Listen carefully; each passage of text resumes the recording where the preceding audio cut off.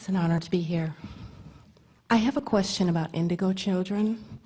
I suspect my son is part of that, what they call now indigo children. I wanted to get Abraham's opinion or take on it. What's the definition that you are hearing from those who are assigning the labels? From my understanding, in indigo children, they were born in a certain time frame from, I believe, 1975 to the turn of the century. I've also read that they have two... Are they not still coming? I don't know. I don't know. I'm hearing yes, but that's from my understanding. And they're supposed to have two extra genes, and my son has always been very different, and he's going to be 20 this month. And he's having a really hard time, excuse me, I'm nervous, about his differences. He's able to take on a lot of other people's energies, and it affects him. He tends to know, he'll tell me what will happen next, and it happens. That's been going on since he was like in 3rd or 4th grade, so I'm wondering, how can I understand this more? Well, often someone will note a person or a segment of the population and assign a label about particular characteristics. And then as the label becomes more and more recognized, then the characteristics become more and more recognized, because law of attraction makes that so, doesn't it? In other words, all of you, everyone who is physically focused, is an extension of source energy. And all of you have come forth with this energy flowing through you, which you are allowing to varying degrees. And the more you allow a conscious awareness and therefore alignment with that energy, then the more actively you are able to utilize the energy. Everyone is creating their own reality, but most people are doing it by default because they're flowing vibration all over the place and they don't realize that they're doing it, and so they're like corks on a raging sea, sort of just bobbing about with no control. So over time, and we're going to give you the complete understanding of what this label means and far more than that, but we're going to build a little basis of it here first. So you've been hearing us today talk about your source energy, and you express yourself into the physical, and that in the physical format the contrast causes you to expand and evolve and become, and that the larger part of you becomes it. And when you allow yourself to reach for the better feeling thoughts, you let you keep up with you. We like those words so much. You in the physical form, keeping up with the you that you were before you were born, and the you that you've become since being in this physical body. And then we've talked about the separation, too strong a word, between who you're letting yourself be and who you really are in any moment. And that's what your emotions are telling you. So then when you croak, you close that gap. When you're first born, you're one stream of consciousness. There's no separation. And even as that infant, you separate just a little bit, just by your association with physical life. Then you go to sleep. As infants, you sleep a lot and you close that gap. You wake up, you widen it a little. The longer you are in your physical body, the more you acclimate to that gap. The longer you live, the more you find things to fuss and worry about, and the more you widen the gap. When you meditate, you close the gap. When you come out of meditation, your gap is usually closed for a while until you begin to focus back onto things that you're fussing and worrying about. When you slumber, you close the gap. When you go to sleep, when you wake up, you widen the gap. So this relationship between you and you is an ongoing process. It's something that all of you are experiencing, and every emotion that you feel is your indication of how closed or open, how much allowing or disallowing, how much allowing or resistance you've got going on in any point in time. When you have what humans call your death experience, you close that gap. Now, this is the thing that we really want you to hear. So all that you've lived and all that this life has caused you to become, once you have your death experience, you become it. And it is from that evolved, expanded vantage point that you make the decision to come back again. So each time you reemerge, you come from that vantage point. That's why there's a generation gap. That's why your babies understand the computers when you don't. In other words, they're coming from this evolved point of consciousness. Now, of course, they need to learn the ways of the human life. They have to grow up into their body. They have to get some teeth and some hair, and they have to get mobile. In other words, there's a lot that they have to learn from you. But the thing that they do not need to learn from you are all the pitfalls that you've been carrying around wanting to teach them. Human parents are so interesting. Your little ones are born, and as soon as you think they're comprehending, you begin to give to them one by one all of the things that are wrong with the world in an attitude of, I will protect you if you know about these things. And this is just the list of a few thousand bad things that have happened to me over my lifetime, but I have many more archives of bad things that have happened to others that I want to teach you about in order to. And what happens, these little ones coming in, they are pure positive energy in the sense that they know the clarity of their being, and they know the well-being of their being, you see. Well, now getting to the subject that you're bringing to us.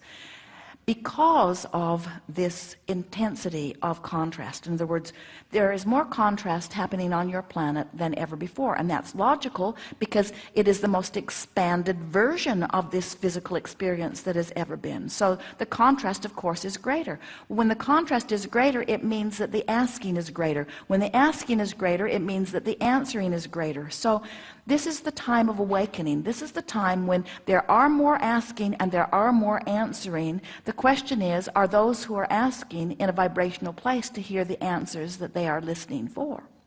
Well, these children being born are hearing the answers. They're born with the answers. In other words, they're coming in knowing that those that are being born today are coming knowing everything that all of you have been asking about. Future generations will benefit dramatically by the contrast you all are living, just as you are benefiting dramatically by the contrasts that previous generations have lived. What we are talking about here in this gathering is how you can be in your generation exploring your contrast, giving birth to your desires, and becoming a vibrational match to what you have given birth to. And there are many energies coming forth who fall into the many different categories. In other words, sometimes they're called indigo children. Sometimes they're called autistic children. Sometimes they're called homosexual or gay. And we're not saying that all of those categories are overlapping. We're saying that large numbers of energies coming in are coming with this new determination to be unconformable.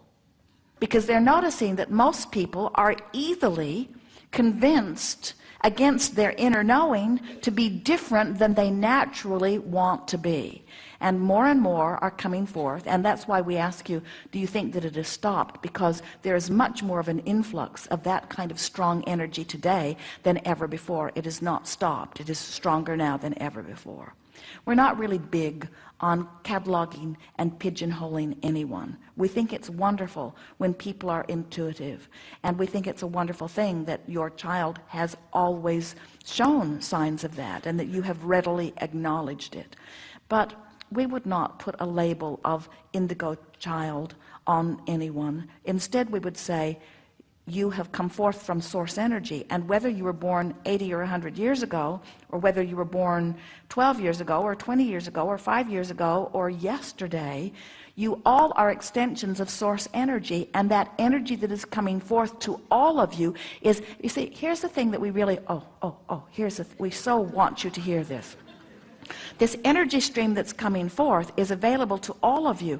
The same energy stream that is feeding these new, what you were calling indigo children, is the same thing that is feeding all of the resistant old ones that are not allowed. In other words, everyone has access to this same stream. You're just noting that there's more willingness to allow the stream in those that you are labeling. It doesn't mean that they're special and that the stream is being offered uniquely to them. It means that they are in a better place of allowing the stream than most others. A woman sat in a chair not long ago. She said, my child has a question for you, Abraham. Why are grown-ups so grumpy? And we said, because the longer you live, the more you find to fuss and worry about. The more you use as your excuse not to allow yourself to be a vibrational match to who you really are. And so it isn't that the indigo children are unique in that they have more access to more energy. It is that they have less resistance to the energy that you all have access to. That's the best way of stating it. And that's what they've come to teach. They've come to teach ease. They've come to teach not sweating the small stuff. They've come to teach no longer fussing and worrying. They're teaching clarity of focus. That's their strongest gift to you. And think about what that means. Often that means that often they are labeled both autistic or indigo. And the reason is because they are born with a determination not to be easily conformed by you outside influencers who think you've got all the answers that they were born with. They're born knowing what you've forgotten, and it's rather annoying that you keep thinking that you've got the answers that you've forgotten when they still remember them. And it's sort of the difference between the action-oriented world that we were talking about earlier and the inspirational world. In other words, so much struggle among humandom. Humankind would have been kinder. So much struggle among that human mortal experience has caused a sort of pessimism that permeates most of your experience, and the fresh new ones don't have that. And then you sort of have this battle of the pessimistic versus the optimistic, and who will win. And usually the pessimistic win because they've got all the facts of reality to back them up. Look at this, and all the optimistic new ones have is a feeling. And those with the facts of what's gone wrong just sort of smear their facts all over the place and say, you can't possibly maintain your optimism with all of this reality that we have to show you. And yet, you know who keeps winning? The optimistic. There's this dilution ratio that is so wonderful, where the old ornery ones keep croaking and re-emerging back into pure positive energy, and the new knowing ones keep being born, and then those like you, formerly old and ornery, who come into alignment. All is very well and getting weller.